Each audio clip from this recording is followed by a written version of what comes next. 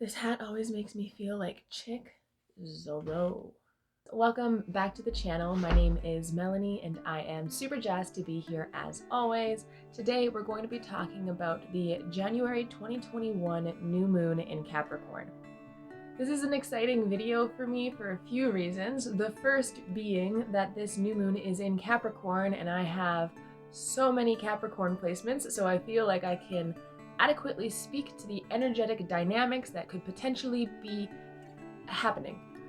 This is my last new moon video, at least for a while. We have now completed a new moon video and subsequently a ritual for each of the 12 zodiac signs. So, cheers to the new moon series, cheers to this being the first new moon of 2021. Let's get right into the 5 main things I like to discuss when I'm covering an archetype and how I could see this energy being useful in intention settings or positive affirmations for the next lunar phase to come.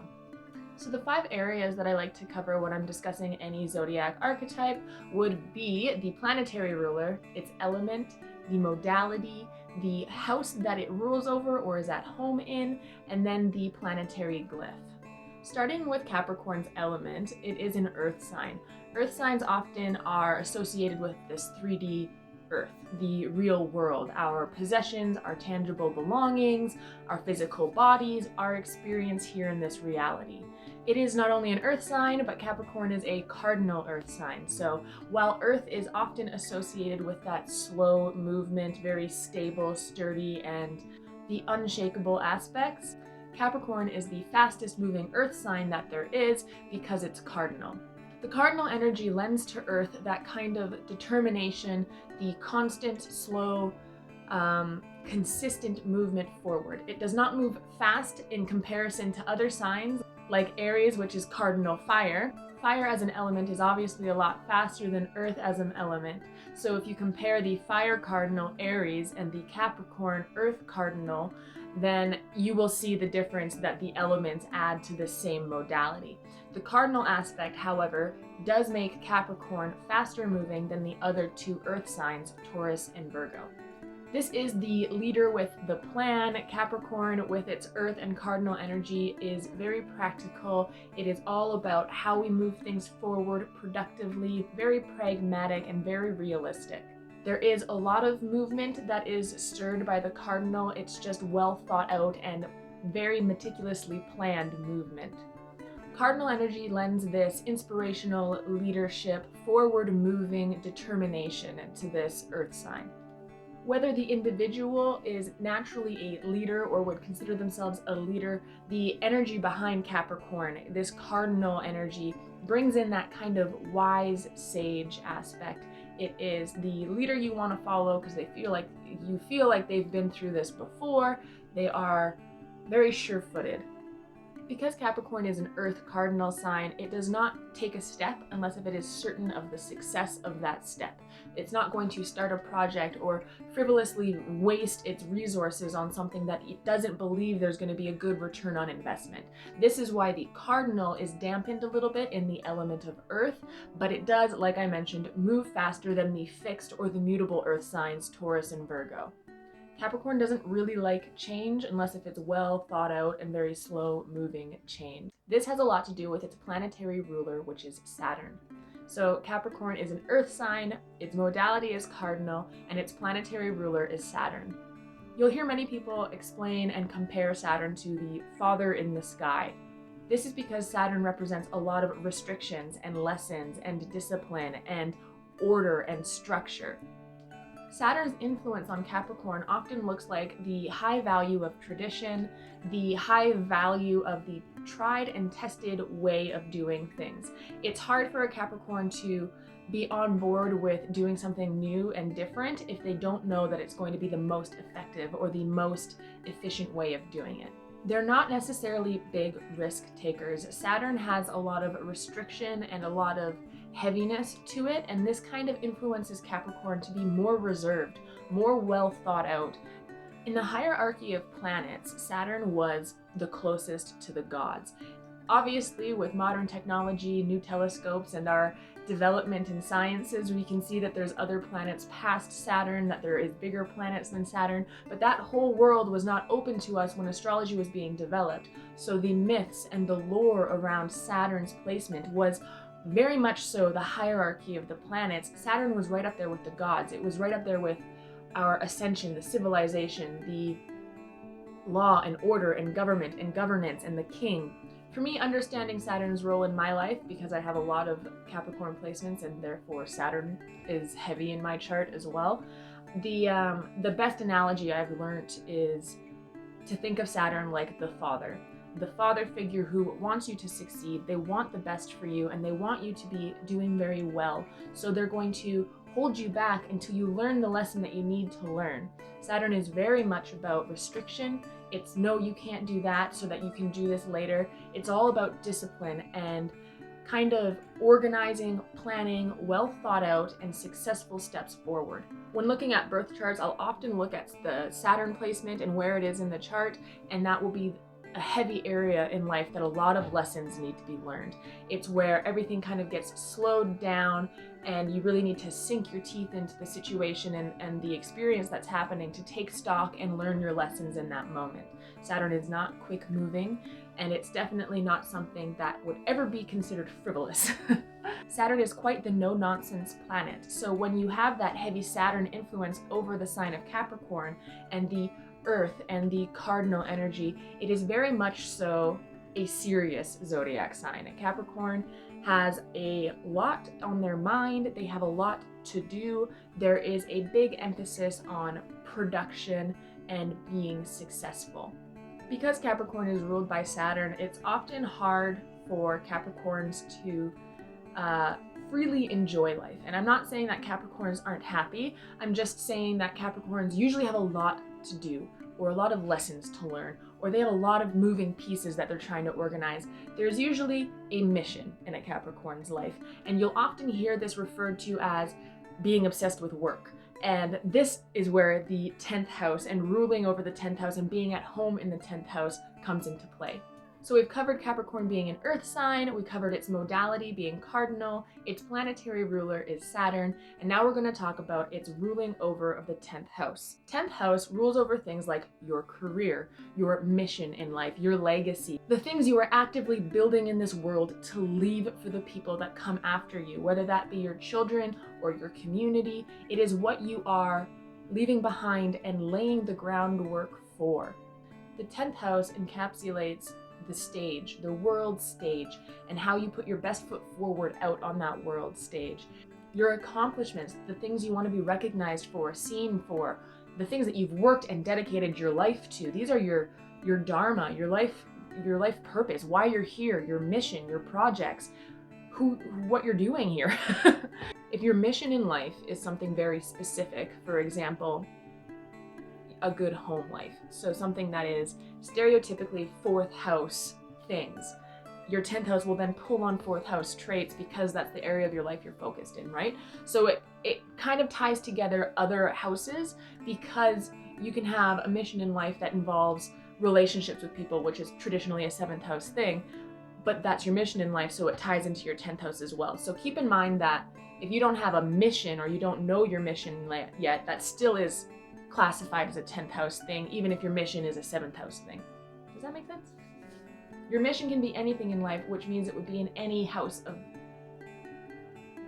Yeah, that makes sense. So Capricorn being at home in the 10th house really shows that dedication to career. It shows Saturn's influence, and it really ties in this whole force that is Capricorn. The Capricorns of the world care very deeply about doing good. And they don't care about doing good for recognition, they care about doing good because they want to set people up for success. They want to pave the way and make life genuinely easier and better for humans, for their family, and for the people they care closely about. I think it's important to mention that Capricorns do not care about recognition. They like to be acknowledged and encouraged and affirmed in what they're doing, because a lot of the time they're putting in a hell of a lot of work compared to the other people around them, and it's good to recognize that Capricorns carry a lot of weight for us. The archetype itself doesn't necessarily like the idea of being center stage or celebrated. Because Capricorn and the archetype is ruled by Saturn, it has the tendency to be fear-driven. So the idea of being center stage with everyone looking at them and relying on them is a lot of pressure for a Capricorn. They would very much so rather that they go out, complete a project, and that you guys celebrate how well the project was completed. Not that you celebrate them, that you recognize and celebrate the work that they do. So it's a slight difference, but it's an important difference to note, because a lot of people out there will say, oh, I don't see the Capricorn being center stage wanting to celebrate. They're not the leader that they claim to be, or they're not as success or ambition driven as the archetype says it is. Well, in reality, they are very ambitious, and they want their work and their projects and their, the proof is in the pudding with the Capricorn. Recognize how good of a job they did. Don't recognize them. There's the slight difference, but it's an important difference to make when you're talking about the Capricorn archetype. So we've covered the earth sign, how Capricorn is very grounded in reality, the 3D, jobs, comfort, success, the tangible things of life. They are lovers of food. They enjoy the finer things in life, the five senses, the, earthly realm, just like Taurus and Virgo do. They're very physical.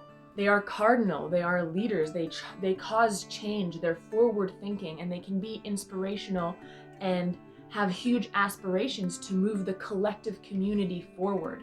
Being ruled by Saturn, they have a lot of fear to get over, a lot of restrictions, and a lot of lessons to learn. But this struggle is what causes that determination of the Capricorn to be such a refinement process. This constant urge and movement forward to be better for themselves and to be better for everybody else really pushes Capricorn constantly to the next level. This ties in the 10th house traits of career, ambition, success, our world stage, and what we choose to put out there and leave as a legacy behind. They really want to do the best that they can for themselves and for the people that they provide for, the people that they love, and the people that they, want to bring up that proverbial mountain with them. This brings us to the astrological glyph that represents Capricorn in the wheel of the zodiac, being the sea goat. So not all the time does this glyph have the tail, but often you'll see Capricorn represented by a sea goat, which is the front portion of a goat with a fish or a mermaid tail. Now, there is a lot of history behind this symbol. It goes back something like 4,000 years and is the Sumerian primordial god of the waters. So there is a plethora of awesome folklore and beautiful stories around the symbolism of the sea goat, and I super urge you to go and check that out if you were into that kind of thing. For me, some really quick takeaways that I find useful and helpful in understanding the archetype of Capricorn from the sea goat would be the sage-like wisdom that Capricorns and the archetype tend to carry with them. What I mean by that is they have a mermaid's tail or a fish tail, and it connects and kind of emerges them into the watery, mystic world. It is this very practical, very pragmatic, and very sure-footed creature that comes out of the waters, comes out of the depths. And what do the waters represent? The emotional world, the connection to our innermost selves, right? Cancers, Scorpios, all of these people have the depth, the emotional range. So having the sea goat be a representation of Capricorn, for me, it shows that Capricorn comes from a place of knowing and wisdom before they make movement. Before they jump up on that mountain and start climbing, they have the perspective of coming out of the depths. They have that connection to the mystic world, that kind of soul. They have the wisdom, the integrated knowledge that they choose to move forward with.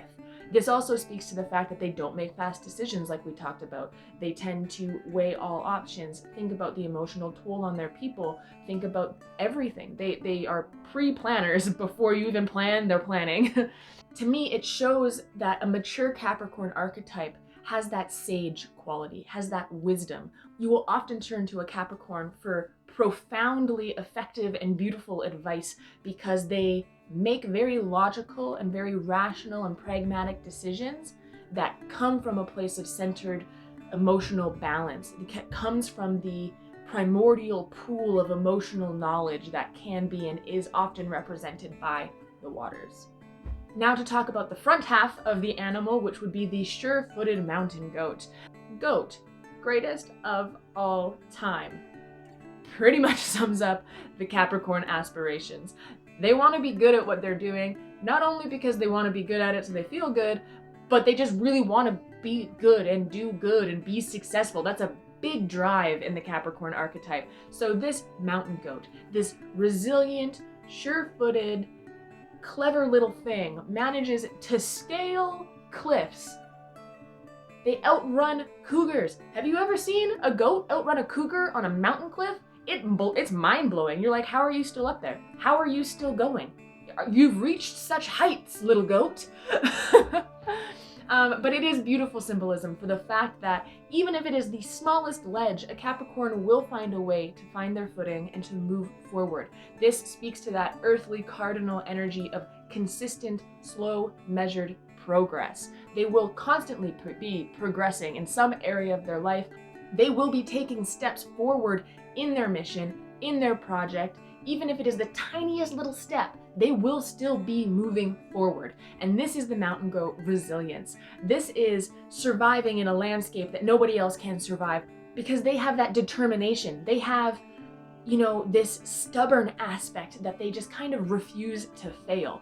Those are the 5 areas I like to kind of get out of the way and talk about before I get into some of the negative or shadow sides of any archetype. When it comes to Capricorn, these shadows can sometimes be quite prevalent because they tend to compound on themselves and stem from similar issues. What I mean by that is Saturn. Saturn is serious, pragmatic, and no nonsense. So Capricorns can sometimes get a bad rap for being totally career-driven and void of anything else in life.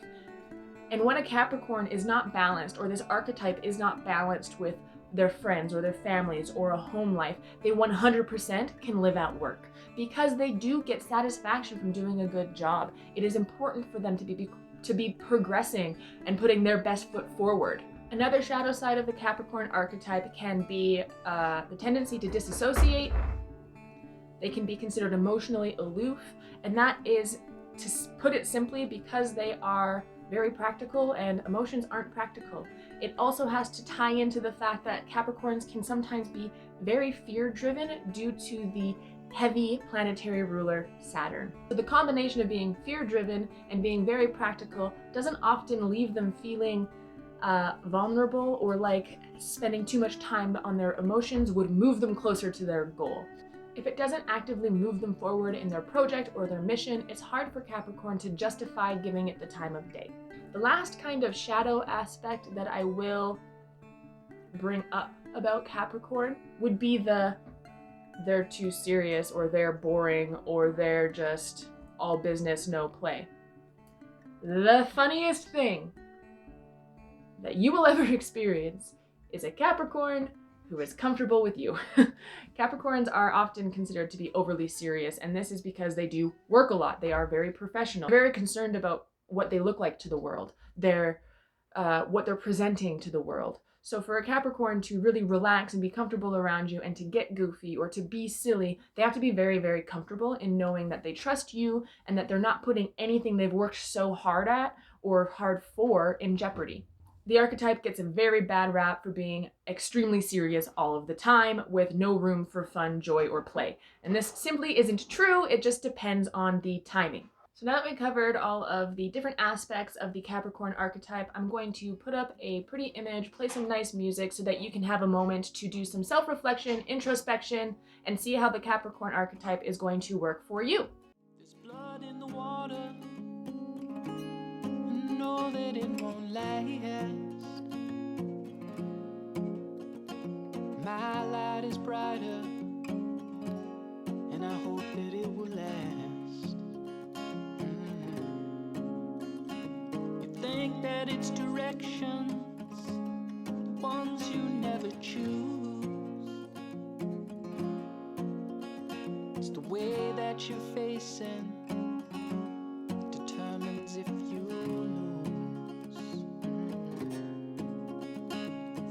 options that you made, choices that you gave. You want it, you want it. Now I'm like the sun, bordering no one. You got it.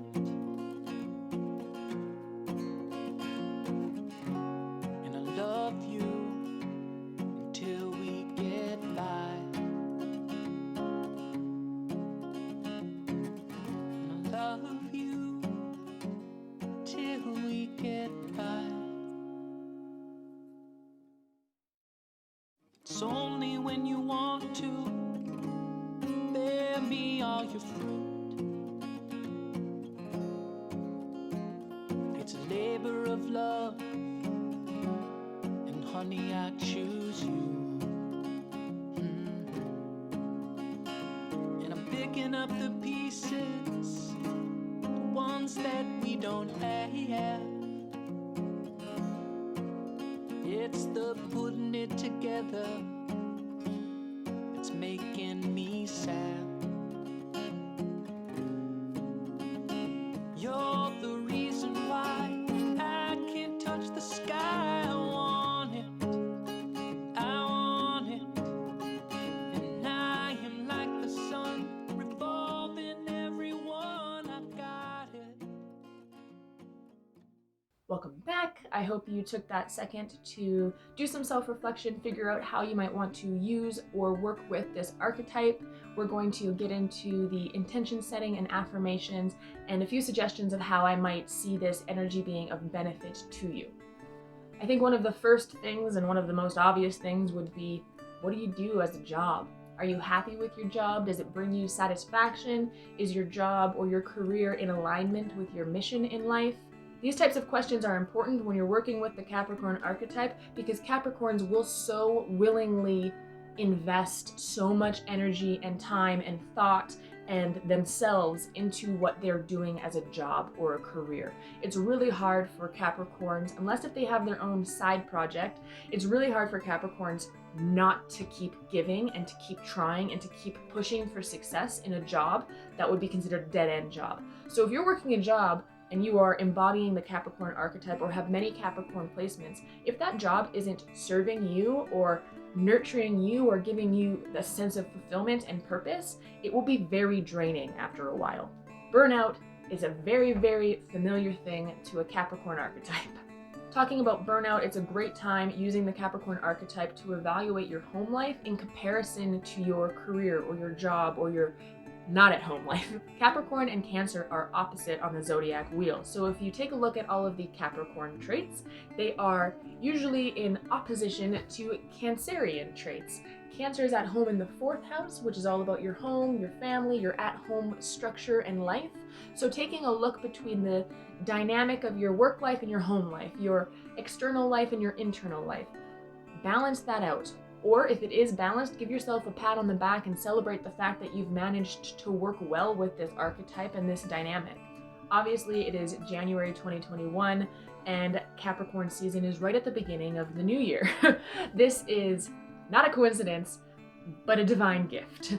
If you want to be doing any type of New Year resolution, this Capricorn new moon energy is literally the best time that there will ever be to make your intentions, to set your goals, and to get them done.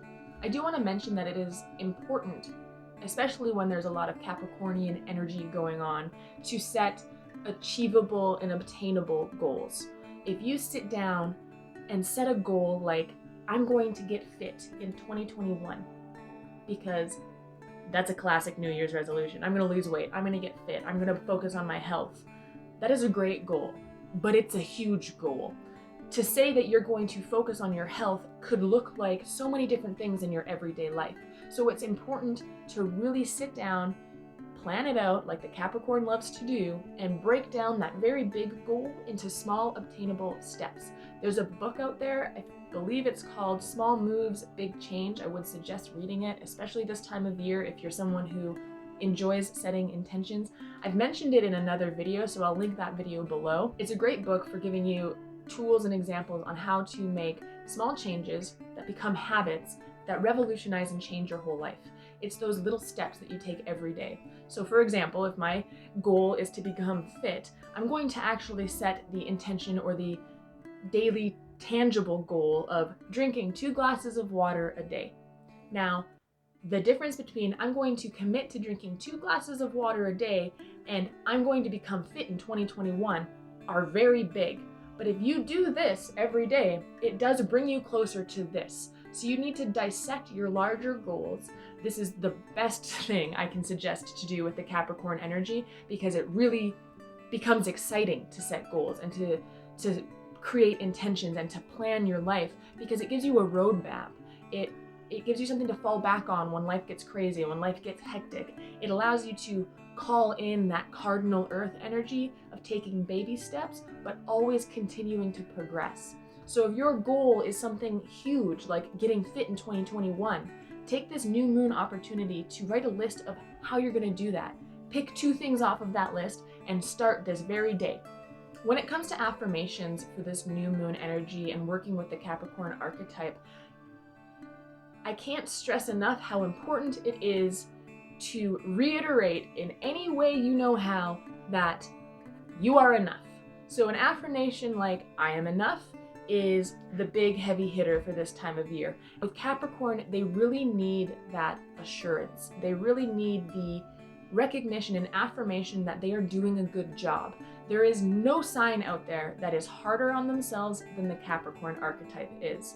Capricorns are constantly looking for progress. They're constantly looking for the next step up on the mountain. They need to feel like they are achieving.